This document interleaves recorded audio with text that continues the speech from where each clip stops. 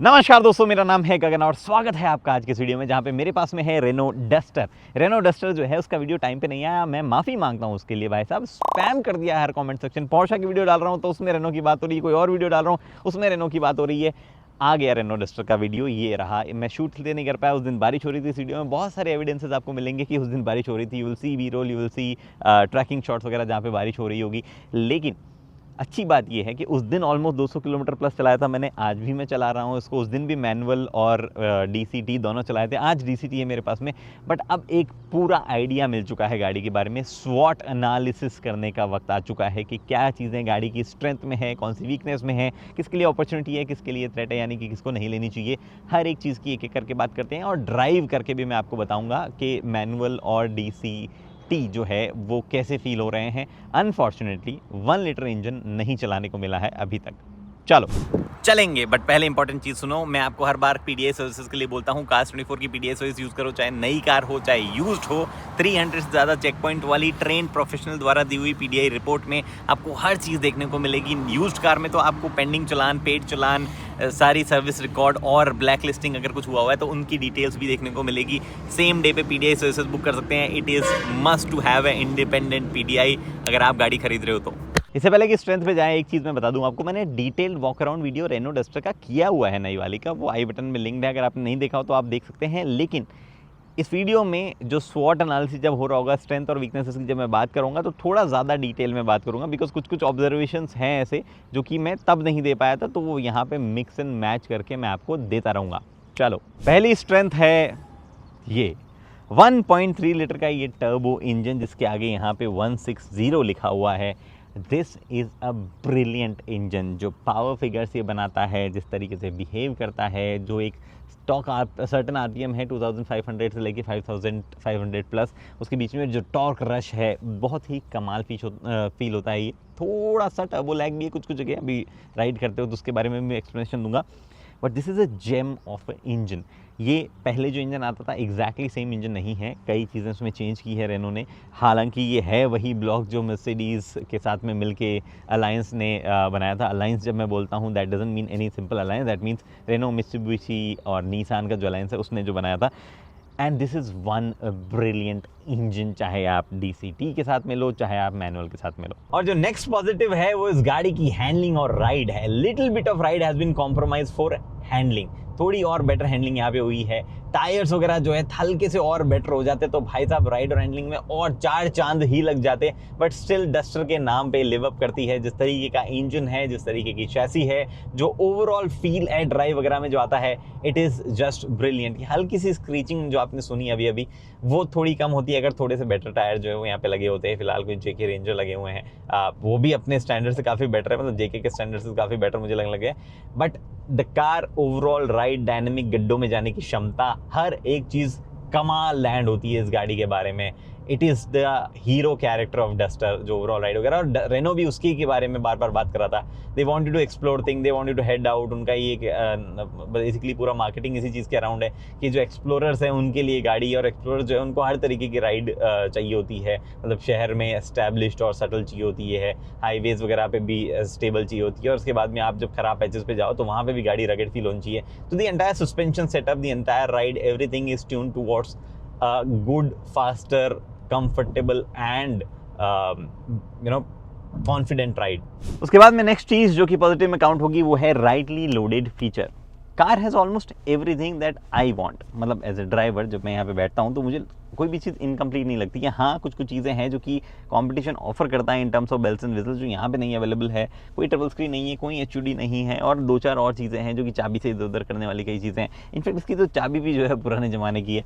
But जब मैं यहाँ बैठता हूँ तो मुझे ऑलमोस्ट सारी चीज़ें परफेक्ट लगती है। बाहर से आते वक्त पैसिव अनलॉक होता है, मैं अंदर बैठता हूँ, मुझे पुश स्टार्ट सब सिस्टम मिलता है, स्क्रीन स्टीयरिंग पे मोस्टली चीज़ें मिलती है, दोनों स्क्रीन है, दोनों में नेविगेशन जो है पॉसिबल है। बाय द वे, आप इसमें एंड्रॉइड ऑटो, एप्पल कारप्ले लगा के फिर से एक और मैप देख सकते हो, और यहाँ पे नेविगेशन फिर भी ऑन रह सकता है। हाँ, दोनों में एक साथ नेविगेशन ऑन नहीं कर सकते हो, बट एनीवे सारे रिक्वायर्ड फीचर है। अच्छी क्वालिटी की स्क्रीन है, 360 डिग्री कैमराज है, एडास के सारे फंक्शंस है, इलेक्ट्रोकॉमिक मिरर है, आपके पास में सनरूफ है, यहाँ पे बढ़िया सेंटर कंसोल है। 2 चीज़ें जो कि मुझे लगता है दी गई है थोड़ी सी बेटर प्रॉब्ली हो सकती है उसमें। एक तो म्यूज़िक सिस्टम है जो कि थोड़ा सा बेटर होना चाहिए था, दिया गया उसके बावजूद। और जो थोड़ा सा एक चीज़ हल्की फुल्की फिर भी फील होती है कि ये जो यूआई जिस तरीके की दी गई है, मे बी थोड़ा सा और फीचर स्क्रीन के अंदर डाल सकते थे और यूआई को सिंपल कर सकते थे। But I don't miss anything major, मतलब जो है वो यही है। कुछ आप जैसे टॉप एंड के साथ में इलेक्ट्रिक पार्किंग ब्रेक नहीं ले सकते, वो वाली चीज़ भी है। It feels complete in terms of regularly required features. है वेंटिलेटेड सीट भी जो ज़्यादा ज़रूरत पड़ती है समर्स में। उसके बाद में नेक्स्ट चीज़ है प्राइस साइज़ का कॉम्बिनेशन। ये गाड़ी सेगमेंट में सबसे बड़ी नहीं है, सबसे छोटी भी नहीं है, लेकिन ये अपने स्पेक शीट के हिसाब से थोड़ी सी ऑफ चीज़ बात लग सकती है। बट मैं आपको बताता हूँ, ये बड़ी नहीं होने के साथ में जो प्राइस रखी गई है दैट इज़ राइट। एकदम परफेक्टली प्राइस ये गाड़ी मुझे लगती है। जो करंट प्राइस इसकी है, जो कि आप यहाँ पे देख पा रहे हो स्क्रीन पे, मार्च 31 से पहले सीन थोड़ा अलग है, लेकिन ये जो प्राइस देख पा रही हो रेगुलर प्राइस यहाँ पे है। और जो साइज़ है, जिस तरीके की, जैसा हम typical as a motoring journalist देखते हैं कि हाँ भाई इतना लोहा तो इतना प्राइस और इतने फीचर्स में इतने प्राइस में होनी चाहिए, एग्जैक्टली यही कुछ मेरी जो है थॉट थे कि यहाँ प्राइस होनी चाहिए और वहीं पे इसकी प्राइस रखी गई है। Very nice. और उसके बाद में नेक्स्ट चीज़ brand name, the brand name of Duster and also Renault. समझाता हूँ मैं, रेनो का ऐसा कोई बहुत बड़ा नाम इंडिया में नहीं है, बहुत ज़्यादा तोड़ काम इन्होंने नहीं किया, but there is something about Renault जो कि पॉजिटिव में फॉल करता है। Duster iconic, yes Duster is iconic, एक अलग कल्ट फॉलोइंग है डस्टर के साथ में। इंडिया में ब्रांड नेम के साथ में एसोसिएट होना चाहते हैं लोग, जहाँ पे रिकग्निशन थोड़ा इजी मिलता है। ये अगर कोई रैंडम और गाड़ी होती है, इसका कोई भी रैंडम नाम लिया जाता तो एक बार की जो भी कोई खरीद रहा है वो ये सोचता है कि बाकी लोगों को नहीं पता है कि मैंने क्या खरीदा है। डस्टर के नाम से सबको पता है कि किस बजट की गाड़ी खरीदी है, क्या गाड़ी है, कैसी होगी, किस चीज़ के लिए जानी जाती है। एक ब्रांड नेम, एक फॉलोइंग है, तो अच्छा फील करते हैं लोग उसके बारे में, and people will buy it for that reason also कि चलो ठीक है, it makes it easy to buy. दूसरी चीज़ रेनो के साथ में ऐसा नहीं है कि बहुत ही रिलायबल चीज़ें बनाई हैं इन्होंने और बहुत ही कमाल इंजीनियर्ड चीज़ें बनाई है। इनके कुछ इंजन जो हैं उनको मैं ज़िंदगी भर क्रिटिसाइज़ करता रहूँगा। जो 1 लीटर ये लोग ट्राइबर वगैरह में देते हैं, जिस फॉर्म में कोई काम का नहीं लगता है वो मुझे इंजन, बस वो चल रहा है। And then there has been other some engines, in fact 1.5 जो इनका डीजल था वो तो कमाल था अपने आप में, हालांकि उसकी भी मेंटेनेंस जो है थोड़ी सी ज़्यादा रही है, बट आज तक रेनो ने किसी को दुख नहीं दिया है। ये चीज़ जो है रेनो के बारे में बहुत ही पॉजिटिव रहती है। कोई भी रेनो का कस्टमर साइड में खड़ा रोड पे नहीं है कि हाँ मेरी गाड़ी बंद हो गई। ये सब फ्रीक्वेंट एग्जांपल्स हमने नहीं देखे हैं, जो कि अदरवाइज हमने सेगमेंट में कुछ गाड़ियों के साथ में देखे हैं। That is not a case with Renault. वो चीज़ रेनो के बारे में सटली हमेशा पॉजिटिव बनती रही है और थोड़ा सा स्ट्रॉन्ग पुल रहा है। कोई भी आप, मैं जाके क्रिटिसाइज़ भी कर कहीं पे करता हूँ ना, बहुत बुरा इंजन है, ये वो है, people just come back and से मतलब ठीक है थोड़ा आवाज़ करता है, ये चीज़ें पावर नहीं है, बट परेशान कभी नहीं किया। मतलब ऐसा नहीं है कि ख़राब हो गया, हाँ थोड़ी सी मेंटेनेंस वगैरह भी ज़्यादा है। So that is a big positive कि गाड़ी जो है वो रिलायबल भी रहेगी। थोड़ा इधर उधर चल सकता है but it will remain reliable, and duster brand name तो है ही। और क्योंकि मैं यहाँ बैठा हूँ तो लगे यार एक और चीज़ बता दूँ, मुझे ये वाला पार्ट बिल्कुल पसंद नहीं आया था। मैंने रेनो को बोला भी कि ये जो आपने किया है ये पसंद नहीं है, उन्होंने बोला है तो लिमिटेड एडिशन है वैसे भी। फिर हमने देखा जो नॉन लिमिटेड एडिशन है उसमें थोड़ा सा सटल लग रहा है, यहाँ पे थोड़ा बेटर वो लग रहा है। तो यूरोपियन डस्टर में यहाँ से यहाँ तक एक क्लैडिंग आती थी, that looks very nice. Renault अगर आप देख पा रहे हो तो वो क्लैडिंग जो है एज एन एक्सेसरी इंट्रोड्यूस कर दो, काफ़ी अच्छा लगेगा। थोड़ा नीटली करना है ऐसा, मतलब सटल ऐसा उभारना है ज़्यादा। पहला नेगेटिव पॉइंट है इंजन। आप बोलोगे ये कैसी दोगली बात है, अभी तो पॉजिटिव बोल रहा था। मैं समझाता हूँ आपको। देखो क्या सीन है, इस गाड़ी के साथ में फ़िलहाल कोई डीजल नहीं है, फ़िलहाल कोई नेचुरली एस्पिरेटेड इंजन नहीं है, फ़िलहाल कोई भी हाइब्रिड नहीं है। हाइब्रिड आएगा ये हमें प्रॉमिस किया हुआ है, और वो हाइब्रिड जो है मैंने देखा भी है किस तरीके से बिहेव करता है कुछ गाड़ियों में। उस गाड़ी का नाम हमेशा भूल जाता हूँ जिसमें मैंने फील किया है, सिम्बॉयज़ ऐसे कुछ नाम है उस गाड़ी के साथ, उस गाड़ी का। और वो बढ़िया हाइब्रिड इंजन है, इनफैक्ट सेगमेंट में सबसे बेहतरीन हाइब्रिड इंजन वो होने वाला होगा जब वो आएगा तब। But there is a problem. मेरे को किसी ने कमेंट सेक्शन में भी लिखा था this is not a con, मेरे को 1.3 टर्बो पसंद है तो मैं लेता हूँ। बिल्कुल आपको पसंद है, आपके लिए वो कॉन है ही नहीं। बट प्रॉब्लम इज़ अगर आप मेजॉरिटी मार्केट को देखो तो वो कहाँ जाता है, वो 1.5 NA पे टिकता है। ग्रैंड वितारा में, क्रेटा में, या जो भी उसके सिबलिंग्स वगैरह इधर उधर है उसमें टिकता है। एलिवेट में वो जाता है, और उनके साथ में CNG भी वो फिट करवाते हैं।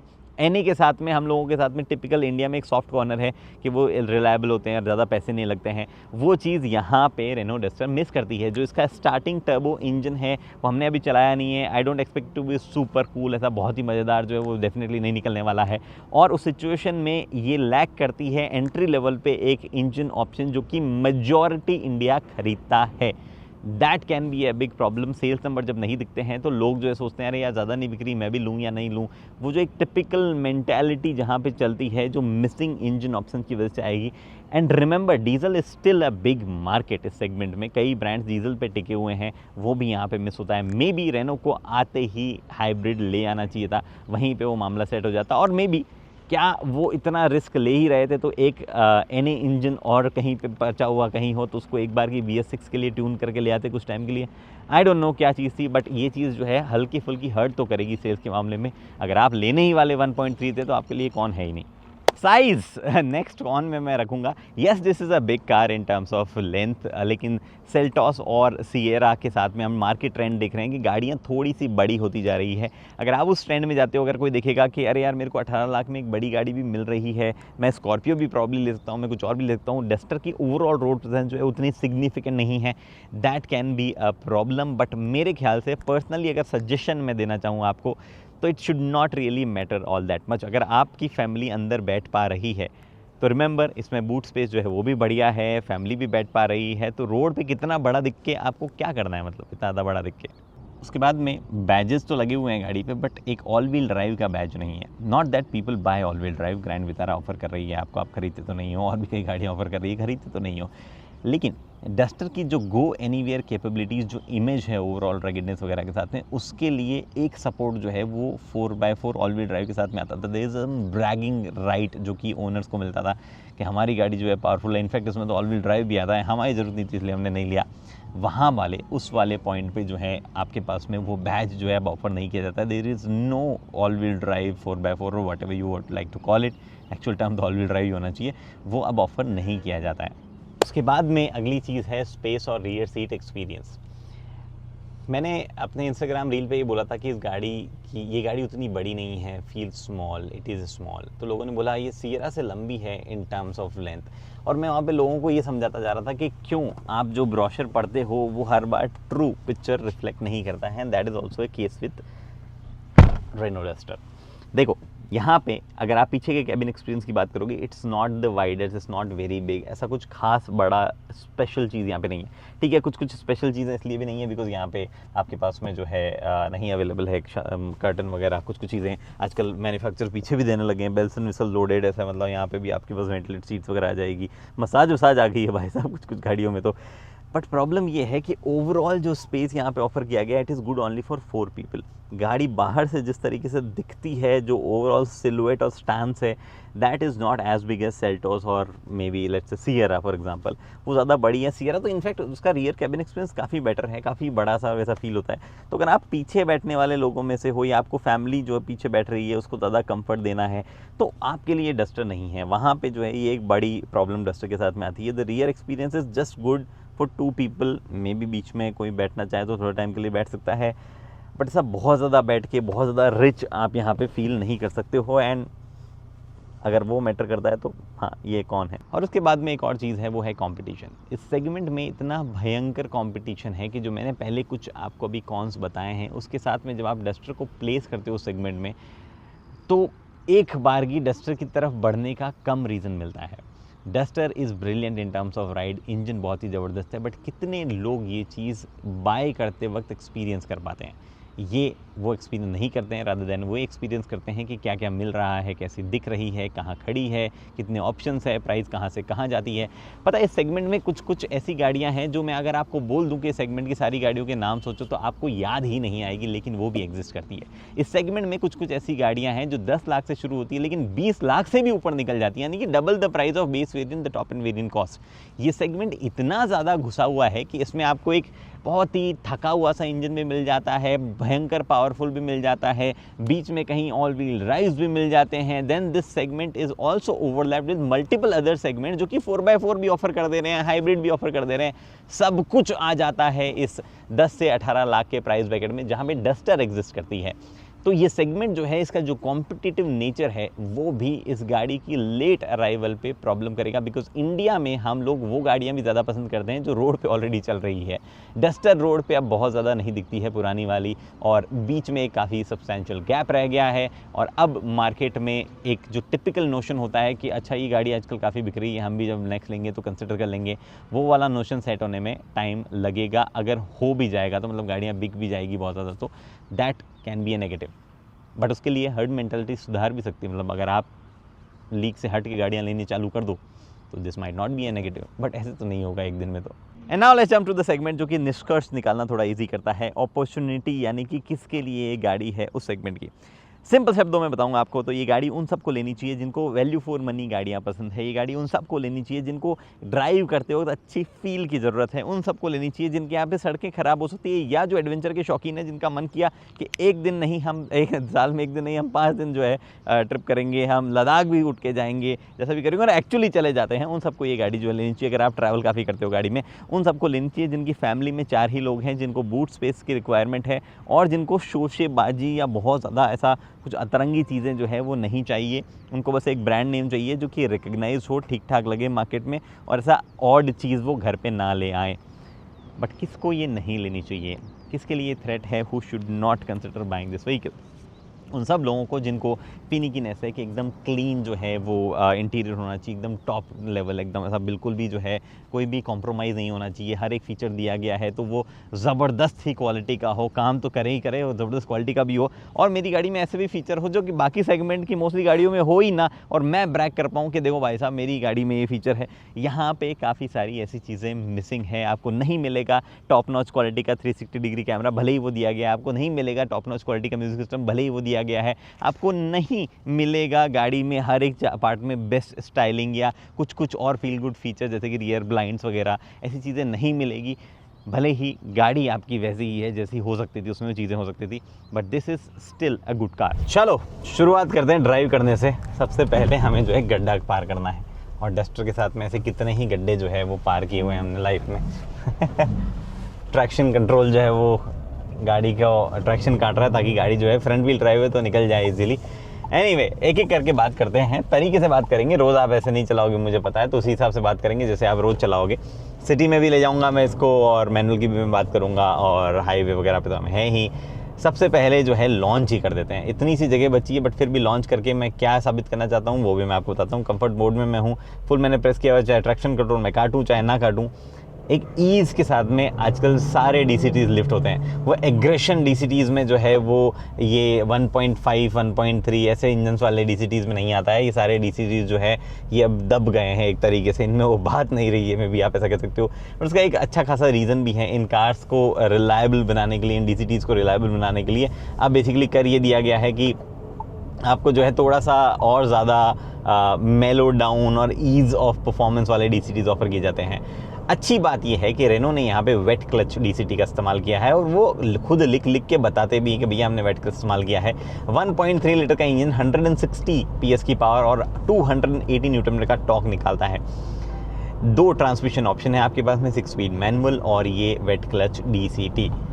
दोनों ही कमाल है इन टर्म्स ऑफ ड्राइव, लेकिन एक एक करके कैरेक्टर की बात करेंगे। सबसे पहले बेसिक्स हाइजीन जो है उनको क्लियर कर लेते हैं। इन terms of visibility car looks very nice, ठीक है। मतलब यहाँ से दिख रही बढ़िया है। यहाँ पे आपके पास में ORVM IRVM सबसे विजिबिलिटी अच्छी है।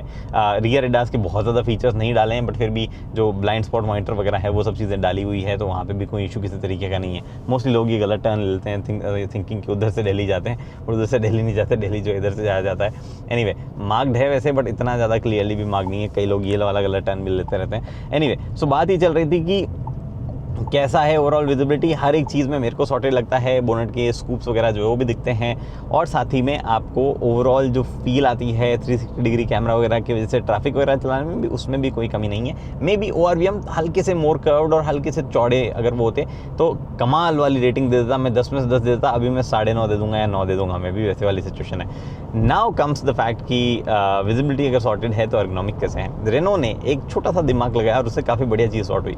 मैं जब भी DCT चला रहा था तो मैं जब यहाँ पे पाँव नीचे रखता हूँ तो मैं सोच रहा था कि यार ये टच होता है और ये मैनुअल में बड़ी तकलीफ देगा। जब मैं मैनुअल चला रहा था तो मेरे को दिमाग में नहीं आ रहा था, मैंने कहा ये कैसा कमाल कॉम्बिनेशन है। फिर बाद में रियलाइज़ हुआ कि जो मैनुअल है उसमें ये फ्लोर थोड़ा सा नीचे है, उसका थोड़ा सा सेंटर कंसोल का डिज़ाइन अलग है, इसलिए आपके घुटने पे वो टच नहीं होता है, और वो टच नहीं होता है तो हर्ट नहीं करता तो याद नहीं आता है। तो बहुत ही कमाल छोटी सी थॉट प्रोसेस जो उसमें लगाई गई है, सोच के लगाई गई है, सेरेंडिपिटी है, बाई चांस डिस्कवरी है, पता नहीं, बट यहाँ पे जो है उन्होंने ये किया है और बहुत बढ़िया चीज़ यहाँ पे हो गई है, which is a nice thing. आपको मैनुअल और दोनों में at least for my size 5 foot 8 inch का मैं हूँ, 70 ऑड kgs का कहीं वेट है मेरा, 75 समथिंग का, और उस सिचुएशन में जो मेरा बल्क वगैरह है उसके हिसाब से सीट वगैरह हर कुछ बढ़िया लगती है। थोड़ी सी अगर आपकी ज़्यादा साइज़ हो, ज़्यादा बल्क हो तो थोड़ा बहुत कंफर्ट इधर उधर हिल सकता है, but not a big issue. उसके बाद में नेक्स्ट चीज़ जो आती है वो आती है ओवरऑल एर्गोनॉमिक्स में ही, कि रीच वीच करने में हर चीज़ परफेक्टली इन रीच है। यहाँ पे डेडिकेटेड बटन है, यहाँ पे बटन ऊपर 2 दिए गए हैं, स्क्रीन जो है उसमें बड़े बड़े मेन्यूज़ कंट्रोल दिए गए हैं। UI अगर जो नहीं पसंद है तो भी UI में मेरे को मतलब पसंद है मेरे को, तो ऐसा 2-4 चीज़ें ही मीन में निकाल पा रहा हूँ मैं, बट जो छोटी सी चीज़, देखो वहाँ पे लोग पीछे बोल रहे हैं वो देखो डस्टर जा रही है यहाँ छोटी सी चीज़ जो यहाँ पे थोड़ी बहुत लग रही है वो ये कि जो हल्का फुल्का ट्रेड ऑफ किया है बड़े बड़े बटन्स के साथ में, जो UI को अच्छा नहीं दिखाने का, वो काम आता है फंक्शनैलिटी में जब आप चलाते हो तब। और फिर नीचे यहाँ पे भी बटन दिए गए हैं और बाकी चीज़ें स्टीयरिंग वगैरह भी। This is just volume stock जो यहाँ नीचे दिया गया है, ये थोड़ा सा बेटर तरीके से डिज़ाइन होता है, या इसको नहीं देके भी सब कुछ यहीं फिट कर देते तो ज़्यादा बेटर मेरे ख्याल से चीज़ होती, बट उसके अलावा कुछ भी नहीं है जो मैं बता पाऊँ, मीन में निकाल पाऊँ। AC जितने टेम्परेचर्स में हमने देखा है बढ़िया काम कर रहा है, कोई इशू नहीं है। लाइट रात को हमने चला के देखा, अच्छी हेडलाइट थ्रो है, कोई इशू वहाँ पे भी नहीं है। अब बात करते हैं ride, engine, gear box, handling, हर चीज़ों की मिक्स एंड मैच में। मिक्स एंड मैच में क्यों? बिकॉज ये कॉम्बिनेशन ही है इस गाड़ी के बारे में जो कमाल चीज़ है। मैं समझाता हूँ आपको एक एक करके। हाईवे पे स्टेबिलिटी बहुत बढ़िया है, कोई इशू नहीं है। लेन चेंज वगैरह जो हर चीज़ हम करते हैं उस मामलों में एकदम परफेक्टली काम करता है। हाँ, वो आप जो वैगनार एकदम दरवाज़ा खोल के जिसने यहाँ पे थूका है इतना लंबा, वो करने पे हमने स्टेबिलिटी चेक नहीं करी है, बाकी सारी चीज़ों में जो है हम कर चुके हैं। सो हाईवे स्टेबिलिटी वगैरह जो है फैंटास्टिक है। जो हल्के फुल्के एंडुलेशंस हैं उनके ऊपर से भी एकदम कमाल जाती है। हल्की सी राइड में स्टिफनेस, फर्मनेस है, बहुत ही हल्की सी एक सटल फर्मनेस है, बट वो फर्मनेस तब चली जाती है जब बड़े गड्ढे आते हैं, जब आप जो है ऐसा ख़राब पैच से कहीं निकल रहे होते हो, वहाँ पे कोई इशू नहीं है, वहाँ पे फैंटास्टिक फील होती है ये राइड। जब भी ऐसा पथरीली पहाड़ी रास्तों पे भी हमने अगर कहीं देखोगे आप चलाते हुए, जैसे डस्टर को टिपिकल हमने अज्यूम किया हुआ है, जैसे अगर वहाँ पे भी लेके जाओगे, लेट्स इमेजिन लद्दाख गए और पीछे मनाली वाले रास्ते से गए जहाँ पे रोड नहीं बनी है, उन रास्तों पे भी कमाल बिहेव करेगी है। जो हल्की सी फर्मनेस राइड की है वो ऐसे इन येलो स्ट्रिप्स वगैरह पे आपको जो है शहरों में छोटे मोटे स्पीड ब्रेकर्स होती है उन पे फील होने को देखती है, अदरवाइज़ वो भी आपको फील नहीं होगी। जो अच्छी बात है, ये इंजन और गियरबॉक्स जो है कॉम्प्लीमेंट करते हैं ओवरऑल राइड और चैसी का जो डायनामिक कैरेक्टर है उसको। इंजन 2500 RPM से नीचे थोड़ा सा टर्बो लैग फील होता है, 2500 से 5500 RPM तक कमाल फील होता है, गजब ही फील होता है एकदम। ये मैनुअल में ज़्यादा आपको इस तरीके से फील होता है। DCT जो है मोस्टली चीज़ें छुपा लेता है। रेड कलर DCT ये है, this will be for sure much more reliable than any other dry colour DCTs out there, और साथ में थोड़ा सा फ्यूल एफिशिएंसी ड्रॉप आप एक्सपेक्ट कर सकते हो। हमने ऐसे डेडिकेटली टेस्ट तो नहीं किया है, बट मेरे ख्याल से सिटी में आपको जो है 9-ish फ्यूल एफिशिएंसी मिलेगी, 8, 9, 10 एक्चुअली मिल जाएगी अगर आप प्यार से चलाओगे तो, 11 भी मिल सकती है। अगर आपकी सिटी में ट्रैफिक कम है तो इट माइट गो टू 11-12, जैसे कि कई सिटीज़ में होता है, या कई लोगों का कम्यूट भले ही दिल्ली में हो जहाँ ट्रैफिक टिपिकली ज़्यादा होता है, पर लोग सुबह सुबह ही अपने ऑफिस चले जाते हैं और खाली टाइम पे वापस आते हैं, तो उनके लिए थोड़ा फ्यूल एफिशिएंसी ज़्यादा भी हो सकता है 11-12 के आसपास में। हाईवेज पे this will give you approximately 16 के आसपास इर्द गिर्द वाला फिगर जो है वो आपको देखने को मिलेगा। और अगर आप प्यार से 80 पे ही चला रहे हो थ्रू आउट तो थोड़ा ज़्यादा भी मिल सकता है। अगर आप कंपैरिजन करो तो Volkswagen वाला 1.5 थोड़ा सा ज़्यादा फ्यूल एफिशिएंसी दे देता है हाईवे वगैरह पे, सिटी में ऑलमोस्ट सेम ही देता है क्योंकि उसका भी थोड़ा बिहेवियर एकदम फास्ट ड्राइविंग वगैरह है। Hyundai क्रेटा वाला जो है वो ऑलमोस्ट सिमिलर सी फ्यूल एफिशिएंसी देता है, जो टर्बो Hyundai का है, किया के साथ में भी जो आता है वो ऑलमोस्ट फ्यूल एफिशिएंसी सिमिलर देगा। तो फ्यूल एफिशिएंसी के मामले में वही है, but it's the character that differs a lot.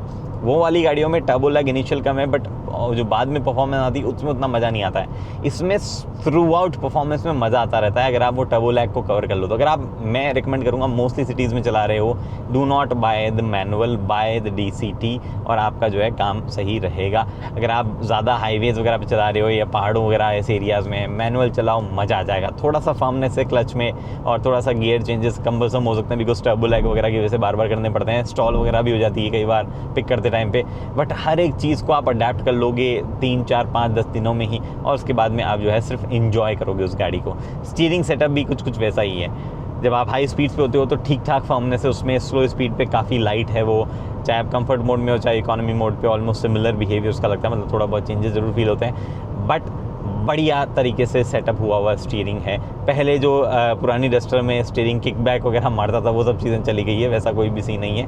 Not hydraulic thing, but EPS के मामले में भी अच्छा ट्यून जो है स्टीयरिंग को किया हुआ है।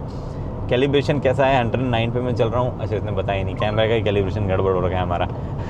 Anyway, vigilance alert have a break. Vigilance alert इसलिए आया क्योंकि अगर आप मैं चला रहा हूँ काफ़ी देर तक और मैं स्टीयरिंग वगैरह भी प्रॉपर इनपुट नहीं दे रहा हूँ तो ऐसा लगता रहता है उसको कि भैया ड्राइवर सो रहा है, ऐसा कुछ है, तो इसलिए वो बता रहा है vigilance alert. Anyway, drowsiness detection of करोगे तो हो जाएगा, या अपने हिसाब से सेट करके रखो, माय पर्स हो जो है यहाँ से दबा के ऑन करो और आपकी ज़िंदगी सफल हो जाएगी। क्या बढ़िया बटन जो है इन्होंने यहाँ पे दिया है। एनीवे, उसके बाद में जो ओवरऑल समराइज़ अगर मुझे करना है तो good ride quality, little bit of compromise के थोड़ा सा आपको ज़्यादा और डायनामिज्म मिल रहा है इस गाड़ी में, तो अगर आप उस श्रेणी में गिरते हो तो, और हमारे यहाँ सड़कें भी धीरे धीरे इंप्रूव हो रही है तो वो थोड़ा सा लॉजिक बनता भी है। पुरानी वाली डस्टर तो ऐसा था कि मतलब हर चीज़ को ही खा जाती थी, सारे के सारे पॉटल्स को भी, ये भी खाती है बट कुछ में थोड़ी थोड़ी आवाज़ करेगी। Still nothing to complain. एक और चीज़ जो इस गाड़ी की और इंजन के बारे में है और इस चैसी के बारे में, वो है ब्रेकिंग। अच्छी ब्रेकिंग है। थोड़े से टायर अगर और बेटर चढ़ाए जाते हैं, बाय द वे आप राइड को थोड़ा सा और सुधार भी लोगे अगर आप एक और बेटर टायर के साथ में चले जाओगे, हल्के से बेटर क्वालिटी टायर्स के साथ में आप जाओगे और राइड बेटर हो जाएगी। हालांकि जो सीरीज़ है JK रेंजर इस पे लगे हुए हैं, पहले हमने C8 के साथ में चलाया है, एक्चुअली C8 चलाया है या JK रेंजर चलाया था, not sure, C8 most likely चलाया हमने, और दोनों ही मुझे इंप्रेसिव लगने लगे धीरे धीरे। पुरानी जो इनकी इमेज है C8 और JK की, उसके हिसाब से काफ़ी सुधरे हैं ये, बट स्टिल सबसे बेहतरीन राइड एक्सपीरियंस ये टायर नहीं देते हैं। उनके साथ में थोड़ा सा और बेटर आपको जो है फील होगा, जो अगर आप बेटर टायर्स पे होंगे तो रेनो यही ऑफ़र करेगा फ़िलहाल के लिए। उसके बाद में ब्रेकिंग वगैरह में भी सेम सीन है, थोड़ा सा बेटर ब्रेकिंग आपको मिल जाएगी, थोड़ा सा बेटर कॉर्नर्स वगैरह में ग्रिप आपको मिल जाएगी किसी और बेटर टायर से। ये टायर्स उतना ज़बरदस्त नहीं दे पाते हैं। ओवरऑल शैसीज़ वगैरह जिस तरीके से ब्रेकिंग हार्डवेयर है वो बहुत कमाल काम करता है, फीडबैक भी अच्छा आता है, वहाँ पर भी कोई इशू नहीं है। हर एक चीज़ में it is very nice, nothing to complain about. NVH is the part where I can complain a little bit. थोड़ा यहाँ पे जो है नॉइज़ आ रहा है, इंजन की भी आवाज़ कुछ जगह पे आ जाती है DCT के साथ में, क्योंकि DCT अपने हिसाब से रेव भी कर लेता है सिटी वगैरह में, तो वो नॉइजेज़ वगैरह थोड़ी सी आती है। That I can complain about, I should complain about. थोड़ा सा उसको और दबाया जा सकता था विद बेटर इंसुलेशन या ऐसा कुछ, तो वो एक चीज़ ज़रूर यहाँ पे है। उसके अलावा तो आई थिंक राइड वगैरह में कुछ नहीं। एक बार सिटी में चलाता हूँ, वहाँ का एक्सपीरियंस भी आपको मैं बता देता हूँ, मैनुअल का भी वहीं बात कर लेंगे। सिटी कंडीशन में 2-3 चीज़ें ही गेज करनी होती है जो हाईवे से अलग होती है। एक तो मनोवर वनोवर करना, आपको कैसा लग रहा है, वहाँ पे मैंने आपको बता ही दिया था, कॉन्फिडेंट फील आ रहा है। DCT कैसा बिहेव कर रहा है स्टॉप गो ट्रैफिक सिचुएशन में, वहाँ पे भी कोई इशू नहीं है, ऑलमोस्ट हर बार राइड गियर में रहता है। जैसे आप देखो मैं एक ट्रैफिक के अंदर घुस रहा हूँ ऑलमोस्ट, और जब मैं अंदर घुस के यहाँ पे स्टॉप करूँगा तो ऐसा नहीं है कि मतलब टाइम लेगा, ऐसा कुछ, एकदम सही टाइम पे सही गियर है। आप शिफ्ट जो है वो भी टाइम पे सही हो जा रहा है, और जो इनिशियल शिफ्ट है वो काफ़ी फास्ट है, उसके बाद में वो टाइम लेता है। तो जो ओवरऑल मैपिंग जिस तरीके से की गई है ECU की भी, वो भी काफ़ी बढ़िया है। उसके बाद सेम सिचुएशन में मैंने मैनुअल चलाया हुआ, इनफैक्ट इससे वर्स्ट सिचुएशन में चलाया, देहरादून में शाम के ट्रैफिक में मैनुअल चलाया था मैंने।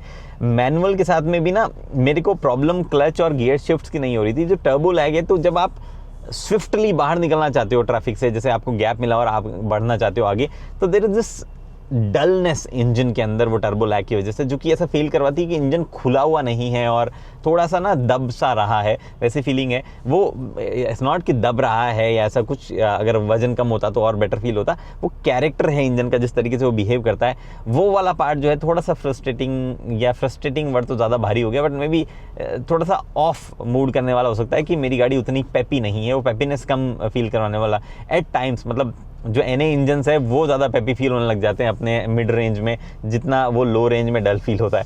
बट किसी भी पॉइंट पे आप हेट नहीं करोगे उससे, और एट द सेम टाइम अगर आपके एरिया में फ्रीक्वेंटली ट्रैफिक जाम नहीं होता है तो आप मैनुअल्स में सर्वाइव भी कर जाओगे, आपको अच्छा भी लगेगा उसके साथ में। बट अगर आप ऐसे ही ट्रैफिक में मोस्टली जूझते रहते हो आगे पीछे most of the time, by DCT चलेगा आपका काम, कोई इशू नहीं है। ये वो DCT मुझे लग नहीं रहा है बिल्कुल भी जो स्टॉप गो ट्रैफिक में हीट वीट हो जाएगा, जैसा कई DCT के साथ में होता है, तो वो यहाँ पे सिचुएशन नहीं होने वाली है। तो ये एक बढ़िया चीज़ के बारे में। मैनुअल सेम टाइम पे मैंने चलाया हुआ है, अगर आप लेना चाह रहे हो तो आपके घुटने को जो है थोड़ी सी भगवान ताकत दे थोड़ा टाइम बाद में ऐसे ट्रैफिक में मैनुअल किसी भी गाड़ी या कितना भी हल्का हो, थोड़ा थोड़ा प्रॉब्लम तो देखो करता है वो। बट ऐसा जस्ट स्विफ्टली अब मैं निकल रहा हूँ यहाँ से, ये देखो अब शिफ्ट जो हुआ है, गुड गियर बॉक्स जिस तरीके से ट्यून किया गया है वो। मैं इकॉनमी मोड पे भी आ सकता हूँ एक्चुअली, यहाँ पे मैं इकॉनमी मोड पे आया जो कि एक्चुअली ज़्यादा फ्यूल एफिशिएंट होगा। इकॉनमी मोड पे चेंज क्या होता है ना, आप थ्रॉटल जैसे दबा रहे हो, एक्सीलेटर पेडल जैसे दबा रहे हो, तो उसका बिहेवियर हल्का सा चेंज हो जाता है कि कैसे वो हल्का सा पिक करता है, मतलब कितना फास्ट वो पिक करता है। तो उस वजह से फ्यूल एफिशिएंसी आपकी ज़्यादा बढ़ जाती है, भले ही आपका पाँव कंट्रोल में ना हो, गाड़ी थोड़ा सा कंट्रोल कर लेती है, इतना सा ही बस फ़र्क है। ये क्या सही इंटीग्रेशन है गूगल मैप का यहाँ पे देना, मेरे को इधर वाला चाहिए नहीं, मैं यहाँ पे कुछ भी कर सकता हूँ। और अरे गौ माता ऑन द रोड, आई जाएगी कर लिया भाई आज तो।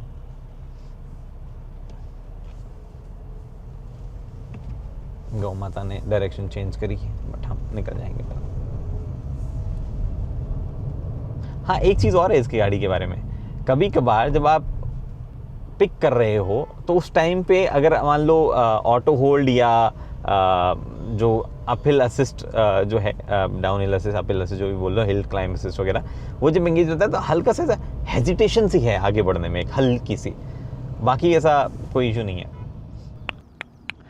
देखो कंक्लूजन ये है कि जब रेनो ने अच्छा खासा टाइम लगा के डस्टर को रीलॉन्च किया है, मतलब एक बीच में सब्सटैंशियल गैप ले लिया है और इतने सारी चीज़ें सोची है, मुझे लगता है एक दो स्टेप और उनको कवर कर लेने चाहिए थे, थोड़ी सी और फिनिश वो ले आते अपने कुछ कुछ चीज़ों में, 360 डिग्री कैमरा के कैबिन के ओवरऑल लेआउट में, और कुछ कुछ और छोटी मोटी चीज़ें, मतलब ऐसे बेसिकली यूआई वगैरह का कनेक्शन वगैरह, थोड़ी सी स्टाइलिंग पार्ट, तो ये कमाल चीज़ वो कर देते। मैं नहीं बोल रहा और बची हुई 2-4 फीचर्स जो नहीं है यहाँ पे वो डालने को, मैं नहीं बोल रहा गाड़ी की साइज़ बढ़ाने को, ऑलरेडी मामला एकदम सेट है। But then there is another perspective, कब तक हम लोग जो है सिर्फ उन्हीं गाड़ियों के पीछे दौड़ेंगे जो कि खड़ी खड़ी बहुत बढ़िया लगती है, चलाने में जिनकी फील जो है वो कमज़ोर है, या जिनके पास में एक बहुत ही बढ़िया रगिड सस्पेंशन सेटअप नहीं है, वो भी हमें एक देखना पड़ेगा। बहुत सारे ऐसे लोग हैं जो कि उस साइड में ऑलरेडी फॉल करते हैं, उनको वो गाड़ी चाहिए होती है, और बहुत सारे लोग जो है इसके इतर भी है। What I believe is Renault Duster is a fantastic attempt by Renault. This could have been better marginally. थोड़ा सा और वो बेटर कर सकते थे कुछ कुछ डायरेक्शन में, बट दिस इज़ ब्रिलियंट कि वो लोग इस प्रोडक्ट को वापस लेके आए और वो डस्टर के ब्रांड नेम को जस्टिफाई कर देता है। कुछ कुछ चीज़ें जो कि मैं 4 बार गिना चुका हूँ इस वीडियो में, वो बेटर होती, स्पेशली साउंड सिस्टम भी मैं भूल जा रहा हूँ। तो I would have bought this car my self, इतने नज़दीक जा चुका, क्योंकि मेरे को गाड़ी की नीड नहीं है तो अभी मैं नहीं खरीदने वाला हूँ, नीड होती तो हम सोचते। बट फिलहाल इस वीडियो में इतना ही, उम्मीद करता हूँ वीडियो पसंद आई है तो लाइक शेयर सब्सक्राइब आप कर सकते हो। अगली वीडियो तक दोस्तों हेलमेट पहनिए, सीट बेल्ट पहनिए, सुरक्षित चलिए, धन्यवाद। And by the way, this is not a car that is going behind typical Korean or Japanese car. This is actually killing German cars. अगर आप चलाओगे, समझोगे तो आएगा समझ में।